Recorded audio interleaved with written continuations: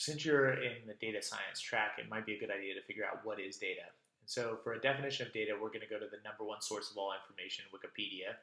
And we're going to get the definition: data are values of qualitative or quantitative variables belonging to a set of items.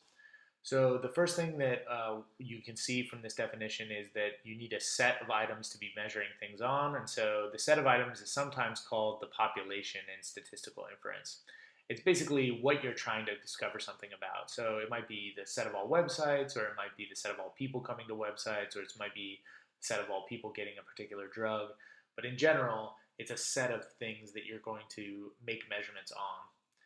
Variables are measurements or characteristics of an item. So they might be measurements as in you measure the height of a person, or you measure the amount of time a person stays at a website, or they might be more qualitative characteristics. So it might be the places that the person looks on the website, or whether that you think the person visiting is a man or a woman. And so you have both qualitative and quantitative variables. So qualitative variables are things like country of origin, sex, or treatment. They're not necessarily ordered, and they're not necessarily measurements in that way. Quantitative measurements, on the other hand, are usually measured on a continuous scale. They're things like height, weight, and blood pressure, and they usually have an ordering on that scale. So what do data look like? So you might think in your mind when I say data, something like a big Excel table or something like that, but actually most data actually starts off in a very raw form.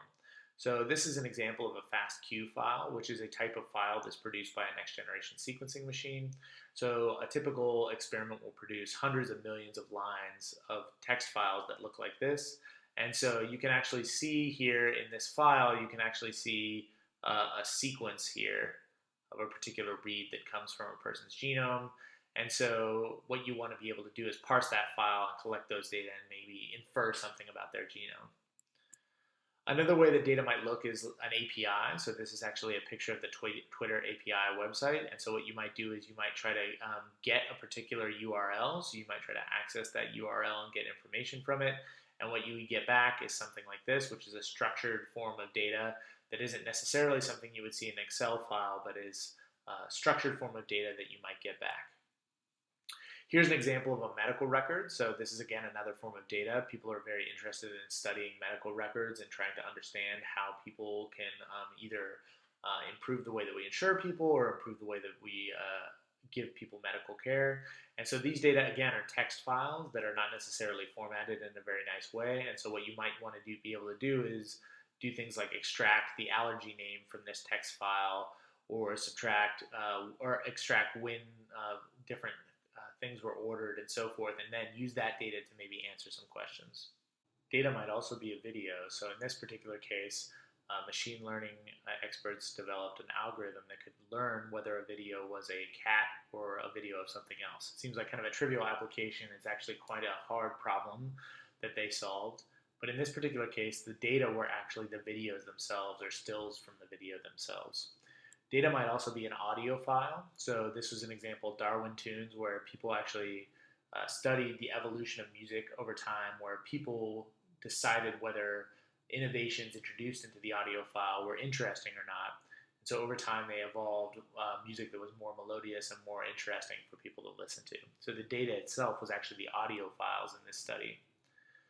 Data might also look like access to files, whether through an API or through spreadsheets, through open government websites. So for example, data.gov has a lot of data sets that might be accessible, and those data sets might be in any number of formats, from very simple tab or comma separated files to Excel files to something that's much more complicated and messy, like raw text files. Rarely do data look exactly like what you'd expect it to see at the beginning of a data science project. So here's a very clear, easy data set where you've got variables in columns and observations in rows, and it seems like it's very easy to analyze. It's very rare that the data come that easily processed before the beginning of a study. So the data are actually the second most important thing in data science. The most important thing in data science is actually the question you're trying to answer. And so the data should follow that question. It's the second most important thing to the question. Often the data will limit or enable the questions you're trying to ask. So in other words, you start with a question and you might not have the data to be able to answer that question. So you have to modify the question to be able to answer sort of a sub-question or a related question. But having data in general can't save you if you don't have a question that you're asking. And this is sort of the key take home message, maybe the theme of this data scientist toolbox is focusing on having a question that you want to answer with your data and not being driven by the fact that you have data.